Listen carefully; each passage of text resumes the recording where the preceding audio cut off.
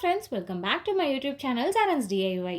யூஸ்ஃபுல்லான ஆரி work videos பார்க்க மறக்காமல் நம்ம சேனலை சப்ஸ்கிரைப் பண்ணிக்கோங்க. பக்கத்தில் இருக்க பெல் ஐக்கானும் கிளிக் பண்ணிக்கோங்க.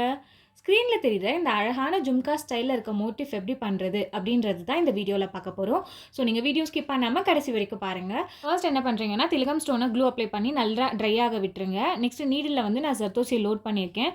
ஸோ அதை வந்து கிளாத்தில் இன்சர்ட் பண்ணுங்கள். அந்த டிப்பில் இன்சர்ட் பண்ணிவிட்டு ஒரு பேக் ஸ்டிச் கொடுத்துக்கோங்க.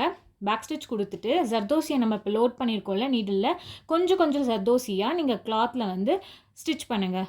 ஃபஸ்ட்டு ஒரு நீடில் வந்து இன்சர்ட் பண்ணுங்கள். இன்சர்ட் பண்ணிவிட்டு கீழே இருக்க த்ரெட்டை வந்து லாக் பண்ணிவிட்டு நெக்ஸ்ட்டு பொறுமையாக வந்து நீங்கள் மேலே வந்து நீடில் எடுக்கணும். அந்த நீடில் வந்து ஸ்ட்ரெயிட்டாக யூஸ் பண்ண கஷ்டமாக இருந்தது அப்படின்னா நீங்கள் நீடில் வந்து ஸ்லாண்டிங்காக யூஸ் பண்ணிக்கோங்க. அண்ட் தென் கீழே இருக்க ரொட்டேட் பண்ணுறீங்களா அந்த த்ரெட்டு அது வந்து எப்பயுமே வந்து ரொம்ப லூஸாக இருக்கணும்.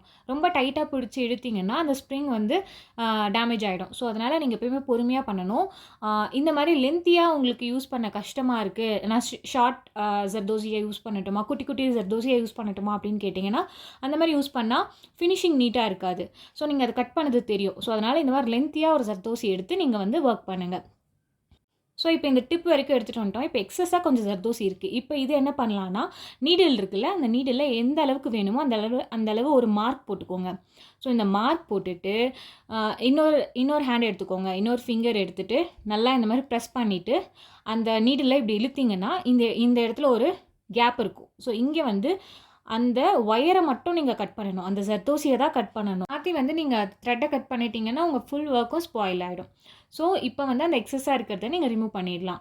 நான் யூஸ் பண்ணியிருக்க ஜர்தோசி வந்து பார்த்திங்கன்னா இதுக்கு பேர் கோரா அப்படின்னு சொல்லுவாங்க. இது வந்து ஜர்தோசிலேயே கொஞ்சம் ஹோல் பெருசாக இருக்கும். ஸோ பிக்னஸ் எல்லாம் இதை யூஸ் பண்ணிங்கன்னா உங்களுக்கு கொஞ்சம் ஈஸியாக இருக்கும் இந்த மாதிரி ஒர்க் பண்ணுறதுக்கு. நெக்ஸ்ட் அந்த டிப்பில் என்ன பண்ண போகிறேன்னா ஒரு 4mm பீட் ஒரு சுகர் பீடை வச்சு ஸ்டிச் பண்ணி ஃபைனலாக எண்ட் நாட் போட்டு கம்ப்ளீட் பண்ணிடுறேன். ஓகே, நெக்ஸ்ட் நம்ம என்ன பண்ண போகிறோம் அப்படின்னு பார்த்தீங்கன்னா ஜர்கான் பேஸ் எடுத்திருக்கேன். இது ஸ்மால் சைஸ் தான். இது வந்து இந்த திலகம் கீழே வந்து நான் ஸ்டிச் பண்ண போகிறேன். திலகம் ஒட்டி ஸ்டிச் பண்ணாதீங்க, கொஞ்சம் கேப் விடுங்க. மிடில் இருந்து த்ரெட்டை எடுத்து வெளிப்பக்கம் எடுத்து ஒரு ஸ்டிச் கொடுத்துட்டு இங்கே எண்ட் நாட் போட்டுருங்க. இப்படி தான் வந்து ஜர்கான் பேஸை வந்து நான் ஸ்டிச் பண்ணணும். நெக்ஸ்ட் அகெயின் அப்பர் சைட்லேயும் மிடில்லேருந்து த்ரெட் எடுக்கிறேன். அப்புறம் வெளியே ஒரு குட்டி ஸ்டிச் போட்டு எண்ட் நாட் போடலாம், இல்லைனா அப்படியே கூட கண்டினியூ பண்ணலாம். நான் இப்போ அப்படியே கண்டினியூ பண்ண போகிறேன். அந்த ஜர்கான் பேஸை சுற்றி வந்து சுகர் பீட் கொடுக்க போகிறேன். ஸோ நான் வந்து சுகர் பீட் வந்து 2 சுகர் பீடாக வந்து ஸ்டிச் பண்ணுறேன். ஸோ நீங்கள் வந்து உங்களுக்கு இல்லை எனக்கு கம்ஃபர்டபுளாக இல்லை அப்படின்னா அந்த ஃபஸ்ட்டு அந்த ஜர்கான் ஸ்டோனை ஃபிக்ஸ் பண்ணிவிட்டு ஒரு எண்ட் நாட் போட்டுட்டு அப்புறமா கூட நீங்கள் இன்னொரு த்ரெட் எடுத்து நீங்கள் சுகர் பீடை வந்து ஸ்டிச் பண்ணலாம். நெக்ஸ்ட்டு வந்து உள்ளே ஒரு குட்டி ஸ்டிச் கொடுத்துட்டு உள்பக்கமாக நான் வந்து எண்ட் நாட் போடுறேன். எப்பயுமே உள்பக்கமாக போடுங்க, அப்போ தான் வந்து நீட்டான ஃபினிஷிங் கிடைக்கும். நெக்ஸ்ட் என்ன பண்ணுறேன்னா அந்த ரவுண்ட் இருக்குல்ல, அந்த ரவுண்டு வந்து டாப்பில் இந்த மாதிரி 3mm பீடோ ஒரு சுகர் பீடோ வச்சு ஸ்டிச் பண்ணுறேன். ஒரு குட்டி ஸ்டிச் கொடுத்துட்டு அப்படியே எண்ட் நாட் போடாமல் த்ரெட்டை பேக் சைட் கொண்டு வந்துட்டு அகெயின் ரைட் சைடில் ஒரு குட்டி ஸ்டிச் கொடுத்துட்டு அகெயின் ஒரு 3mm அண்ட் தென் ஒரு சுகர் பீடை ஸ்டிச் பண்ணுறேன். அப்படியே த்ரெட்டை பேக் சைட் கொண்டு போகிறேன். அங்கே ஒரு ஸ்டிச் கொடுக்குறேன். அப்புறம் அப்படியே லெஃப்ட் சைடில் ஒரு குட்டி ஸ்டிச் கொடுத்துட்டு அப்படியே நான் வந்து கண்டினியூ பண்ணுறேன். சில பேர் என்ன பண்ணுவாங்கன்னா ஒரு 3mm சுகர் பீடுக்கும் ஒரு எண்ட் நாட் போடுவாங்க. அந்த மாதிரி பண்ணிங்கன்னா உங்களுக்கு வந்து அந்த இடத்துல கேப் இருக்கும். அந்த சுகர் பீட் லைனுக்கும் இப்போ நீங்கள் ஸ்டிச் பண்ணுற 3mm பீடுக்கும் வந்து ஒரு கேப் தெரியும். அந்த ரவுண்ட் ஃபுல்லாக ஒரு கேப் இருக்கும். அந்த மாதிரி அவாய்ட் பண்ணுறதுக்கு தான் இந்த மாதிரி பண்ணுறோம். அது இல்லாமல் வந்து பார்த்திங்கன்னா எண்ட் நாட் ஒவ்வொன்றுத்துக்கும் சிங்கிள் எண்ட் நாட் நீங்கள் போடுறப்போ உங்களுக்கு வந்து அந்த த்ரெட்டு வந்து வெளியே தெரியும். அது வந்து அன்ஈவனாக இருக்கும். ஸோ ஃபினிஷிங் நல்லா இருக்காது. அதுக்காக தான் நம்ம இப்படியே கண்டினியூவாக நம்ம வந்து இப்படி ஸ்டிச் பண்ணுறது. ஸோ இந்த மாதிரி ஸ்டிச் பண்ணுறப்போ உங்களுக்கு கேப் கரெக்டாக ஈவனாக இருக்கும். ஒவ்வொரு 3mm பீட்ஸ்க்கும் வந்து கேப் ஈவனாக இருக்கும். அண்ட் தென் அந்த சுகர் பீட் லைன் இருக்குல்ல அந்த ரவுண்டு, ஸோ அங்கேயும் உங்களுக்கு வந்து பாருங்கள் கிட்டவே இருக்குது. ஸோ இது பார்க்க நீட்டாக இருக்கும். ஸோ இந்த மாதிரி ஒர்க் பண்ணுங்கள். நெக்ஸ்ட்டு வந்து ஃபைனலாக முடிச்சிட்ட உடனே ஒரு எண்ட் நாட் போட்டு கம்ப்ளீட் பண்ணிடுறேன். நெக்ஸ்ட்டு என்ன பண்ணுறேன்னா அதே 3mm அண்ட் சுகர் பீடை வந்து இப்போ நம்ம ஸ்டிச் பண்ணோம்ல அது ஒவ்வொரு பீடுக்கும் மிடில் அகெயின் ஸ்டிச் பண்ண போகிறேன். இந்த மாதிரி ஸ்டிச் பண்ணிவிட்டு அப்படியே த்ரெட்டை நம்ம லாஸ்ட் டைம் பண்ண மாதிரி பேக் சைடில் ஒரு குட்டி ஸ்டிச், இப்போ ஃபஸ்ட்டு நம்ம ஸ்டிச் பண்ணோம்ல அந்த 3mm கிட்ட ஒரு ஸ்டிச் அப்படியே நம்ம லெஃப்ட் சைட் கொண்டு வரோம். ஸோ லெஃப்ட் சைட் கொண்டு வந்து ஒரு ஸ்டிச் கொடுத்து அகெயின் இந்த 2 பீட்க்கும் நடுவில் இன்னொரு 3mm சுகர் பீடை இன்சர்ட் பண்ணுறோம். அப்படியே பேக்கில் கொண்டு போகிறோம் த்ரெட்டை.